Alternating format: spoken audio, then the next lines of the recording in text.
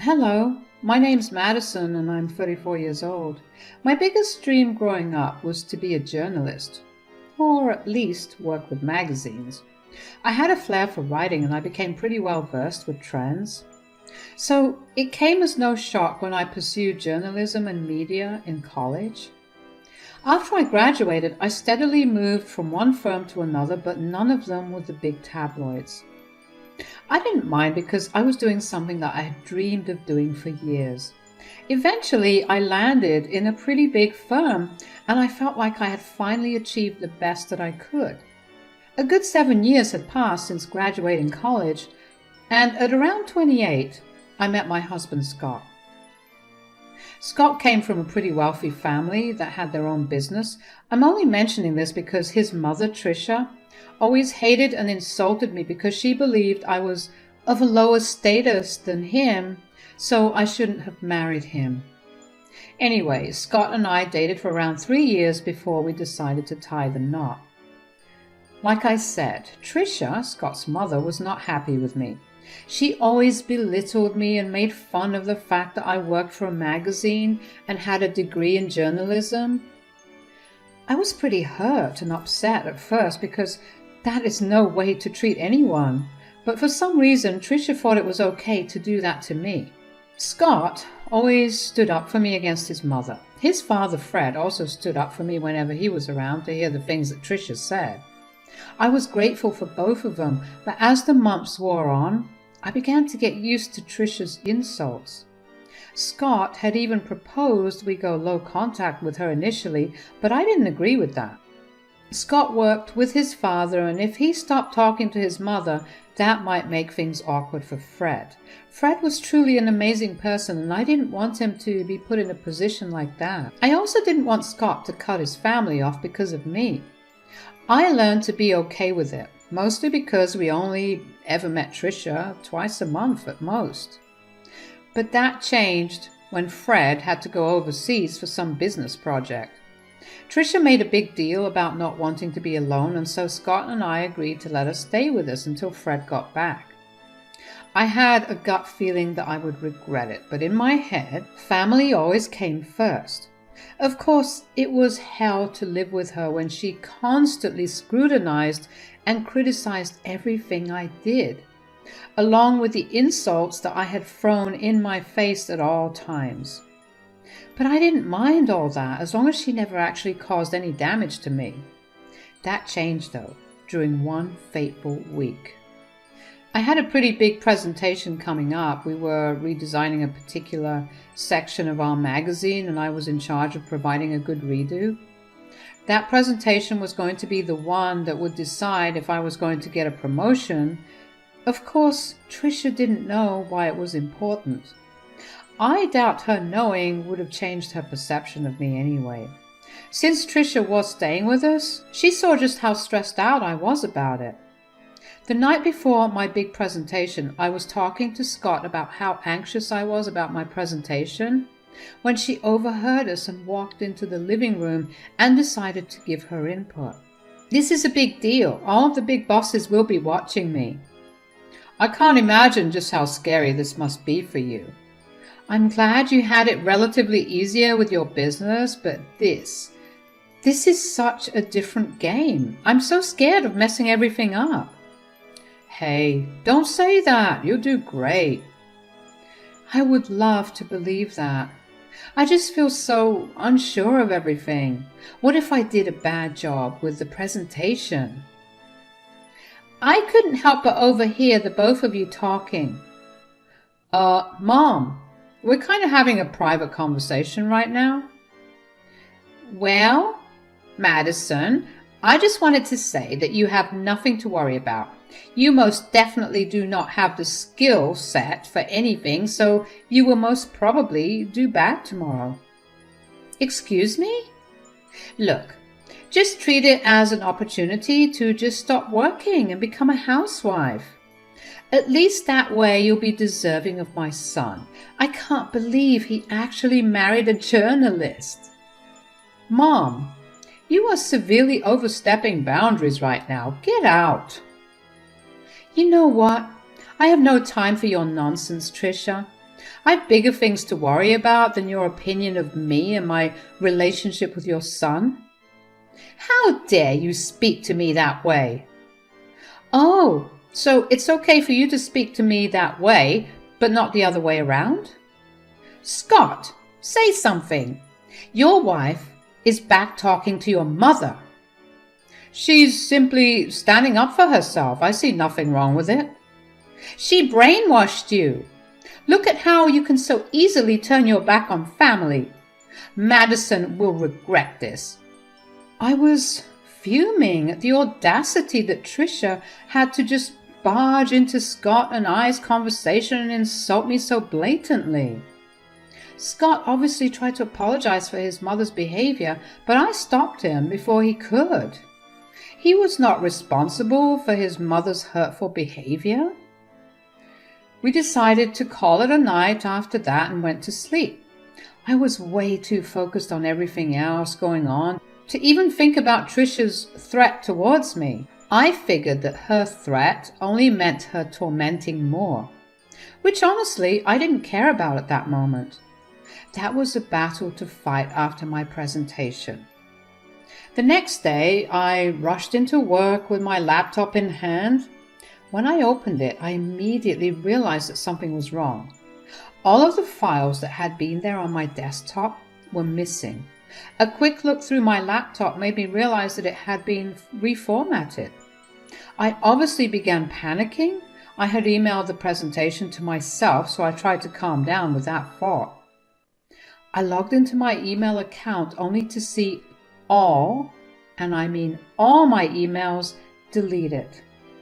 Even the trash was emptied. I felt my heart sink and tears sprang to my eyes. I felt fear like no other in that moment. I had to go up to my boss and explain my predicament to him, and he was not happy with me.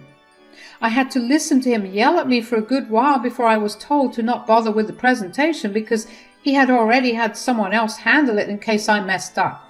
I knew at that moment that any opportunity for me to grow in that company had been squashed. I couldn't believe that that was what my life had come to. I rushed back home in tears. Scott hadn't left for work yet, but on seeing my state, he took the day off. He wrapped his arms around me and let me cry for a while. When I calmed down a little, he asked me what happened. What happened, darling? Did the presentation go that bad? There was no presentation to begin with, at least one that I gave. Huh? What do you mean? You worked so hard on that. You barely slept those past few days because you were preparing so hard for it. I know, but when I got there, I opened my laptop only to see that the entire thing had gotten reformatted. What? How did that happen? I have no idea. It was so embarrassing and humiliating to have to explain that to my boss. Wait. Did you not maybe back it somewhere else? Yeah, I emailed it to myself. But even my inbox and trash were cleared out. Oh my God, I'm so sorry that this happened to you. What did your boss say? Well, he yelled at me a bunch for being unprofessional and lazy. He had someone else take care of the presentation. But you still have your job, right? I do, but I'm going to be stuck in this position at this company. There's no way I can earn any promotions or climb the ladder. I'm done here. Oh, honey, I'm sure you'll find a better job. I'll be by your side through it all. Don't you worry about a thing. You just keep working here until you feel like it's appropriate to quit. Yeah, I'll give in my 6 weeks notice right now. I can't believe I did all of that. And just when I almost had what I wanted, it slipped right through my fingers. I was pretty depressed after that, if I'm being honest.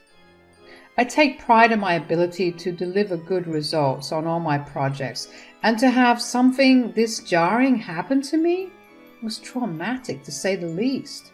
I wasn't handed any more big projects or even good projects at work. I had held back giving in my notice, but after another week of working there, I knew that my time was actually done. I handed in my notice and just waited until my time there was done. In all of this, Trish seemed to be oddly gleeful. She once again happened to walk by our room and saw me crying after I had rushed back home. Scott told her to leave us alone, but she looked happy. She kept making remarks about how she had told me that I would bomb the presentation. At first, I was very resentful of her, and then I began to think about her behavior a little more. Sure, one of the reasons she could have been really happy was that I was finally going to become a housewife. After I was done working with the company, or she was happy because she had something to do with my mishap that led to me having my career ruined. I don't know how to explain it exactly, but I had this feeling in my gut that told me that she had something to do with my laptop being reformatted and my files deleted. I wanted to approach Scott about it, but I didn't want to go to him without at least some evidence. I needed to figure out just how I was going to prove that Trisha did something. I figured that I could just set her up. But before that, I got myself a hidden camera to set up in the office so I could capture Trisha sabotaging me. I ordered myself a camera that looked like a smoke detector, and I placed it on the ceiling. I connected it to my phone and I was ready to go with my plan. The next part was somehow only informing Trisha about my upcoming presentation. That wasn't very hard to do. All I had to do was pace around in the office and look worried. Scott was still at work and he had no real way of knowing what was going on. Trisha saw me pacing around and walked in to ask me what was going on. "What's going on? Why do you look so anxious again? Another project?" "Shh. Look, I need to tell someone about this, and since you asked, I've been given another opportunity to present my stuff, and I could be given a raise." "Oh, really?" "Yeah, and I'm really anxious about it because this really is my last time to make things right, and I have to do this properly." "Why aren't you telling Scott about this? Is it because your job is too embarrassing?" "No, it's because I don't want to get his hopes up. I feel like I disappointed him last time, and I don't want to do it again. Just keep it between the both of us, yeah?" "I'm not making any promises about that, although it'll be really fun to watch you crumble again tomorrow." "Why do you always wish for my downfall?" "I just think that you're better suited to being a housewife. That's way less embarrassing than whatever you're doing right now." "You know what? I don't have time for this, nor do I care about what you think about me. Please, just leave me alone to practice my presentation before Scott gets back home." Trisha left me, but not before eyeing my laptop and smirking at me. I felt it in my bones that something was up. I waited a little while longer in the office and only walked away when Scott got back home. Trisha kept her mouth shut about my presentation, but she kept smirking at me during dinner. After Scott and I returned to bed, I opened the footage of the office on my phone and kept a watch on it in case I saw any movement. Scott and I watched a couple of episodes of TV series like we did every night. There wasn't any movement until midnight. I watched as Trisha entered the office. I immediately drew Scott's attention to my phone screen. Scott looked confused at first, but he watched as Trisha got into my laptop and began messing around until my laptop shut off and restarted. Scott looked at me for an explanation, and I explained to him what I had done. To say he was enraged at Trisha would be an understatement. Trisha was still in the office because she decided to stick around and snoop through my things. Scott got off the bed and stormed into the office. He threw open the door and Trisha paled when she saw him. Scott did try his best to remain calm, so he just asked her what she was doing in the office. "What are you doing in the office, Mom?" "Oh, I wasn't doing anything." "Oh, really? And why is Madison's laptop still open?" "Are you accusing me of going through her stuff?" "I think you did way more than that, Mom." First of all, I only walked in here because I thought that room needed cleaning. And secondly, you know your wife is stupid. She probably just forgot to shut her laptop. You thought to clean the office at 12 a.m.? Also, don't you dare talk about Madison that way. You don't talk to me that way. You may be a grown man, but I'm still your mother. Yeah, my mother, who loves to hurt and sabotage my wife. What are you talking about? Look, we caught you on camera resetting Madison's laptop. You were spying on me? No, we just thought that we should take extra cautionary measures to make sure that what happened with Madison never happened again. That's disgusting. How dare you film me without my consent? I didn't put up any cameras in your room. I put it in my office, and you entered it without my consent. Also, even if it was disgusting, it's nowhere near as disgusting as what you did to Madison. I want you out of our house first thing in the morning. But I'll be all alone. I don't care. I don't want to talk to you. The next morning, Tricia tried to stall around by helping make breakfast, clean the dishes, but Scott was not having any of it. As soon as she was done washing the dishes, Scott came downstairs with her 2 bags. He told her that he had packed her things for her and ordered her an Uber. Tricia tried to beg him to stay and even began crying, which was a very weird experience considering she was usually the one who made others cry. Scott left her standing there and went to our room. Tricia turned to me and began yelling at me for setting her up. I told her that if there was anyone that should be yelling, it was me. She's lucky that I haven't released the footage to all her friends and family, but if she overstepped, I would make sure that everyone saw it. If there was one thing that all her friends and family were big on, it was being kind. If they found out what she had done to me, she would lose them all. There was no way that she would risk that, so she immediately shut up. After Tricia left, I felt a lot lighter. I was still upset about my work situation, but I knew that I could bounce back and do better than I did before. Scott was the biggest help in my entire journey to where I finally reached. Once my notice period was over, I took some time off to not only rest, but also calibrate which direction I wanted to head in. The next few months were spent taking a bunch of courses on other niches in my field. I knew that if I focused on a particular niche and if I landed the right job, I could earn a lot more.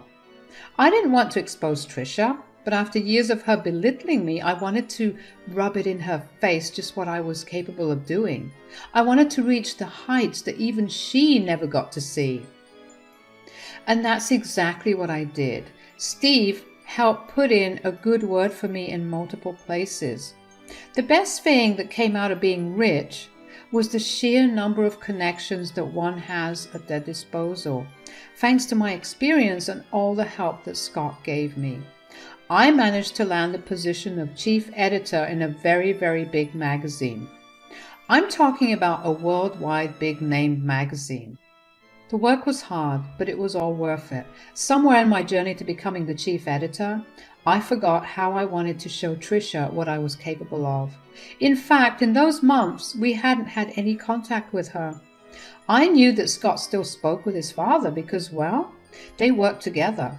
But Scott hadn't heard much from or about his mother.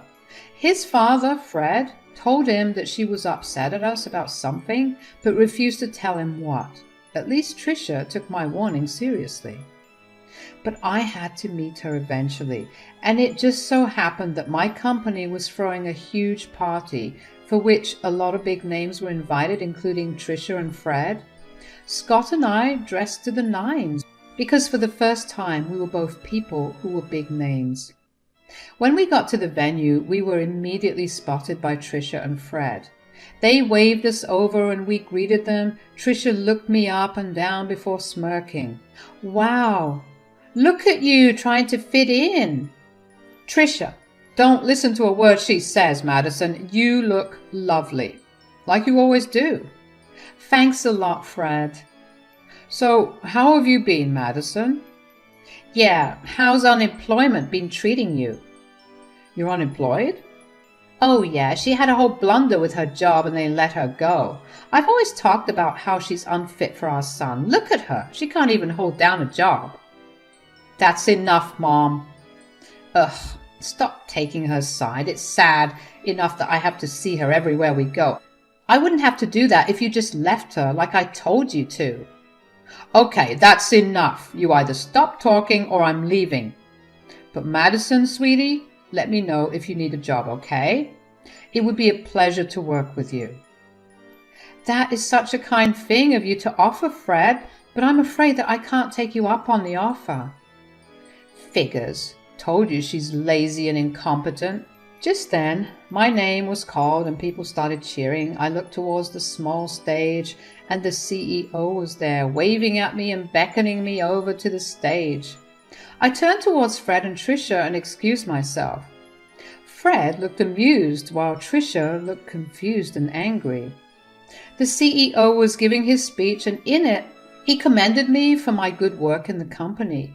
He praised me for my talents and ability to reinvent and bring forth a new aspect to the magazine.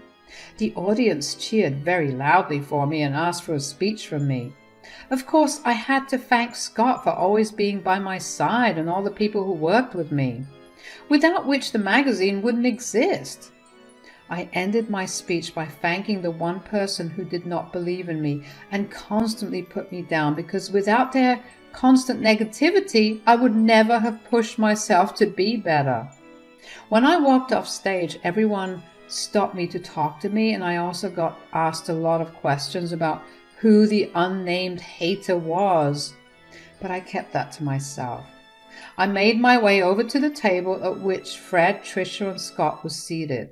Scott gave me the tightest hug and congratulated me, and Fred got up to hug me too. Tricia looked at me with anger. Oh, Madison, sweetie, this is amazing. I definitely see why you wouldn't want to come to work with us. Thanks, Fred. Although I will admit that if you had sprung that offer around 6 months ago, I would have taken it.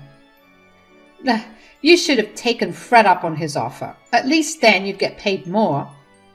Paid more, honey? I could never do that. Right, she's not worth all that money. No, I don't mean that. I mean that I could never match what she gets paid right now. Huh? What are you talking about? Do you want me to tell her, Madison? If I say it, it'll just sound braggy, so do me the honor, please. Madison makes at least 5 times more than I do in her current position here. What? Oh yeah, she has way more money than either Scott or I could ever see in our lifetime. That can't be possible. You must be wrong. He's not wrong, Mom. I really did mean it when I thanked you. Just so you know, you've been nothing short of a bully to me, and I hope that seeing me be way more successful than anyone in your family stings. Oh, look, I have more important people to talk to. You'll have to excuse Scott and I. Fred, feel free to come up to us whenever. Goodbye, Tricia. Fred laughed and raised his drink in cheers to me as Scott and I left a dumbfounded Tricia at the table. I had never felt more alive and satisfied in my life. It truly was an amazing feat that I had accomplished, and I was proud of where I got. I'm also very grateful to Scott for standing by me. Thank you for listening.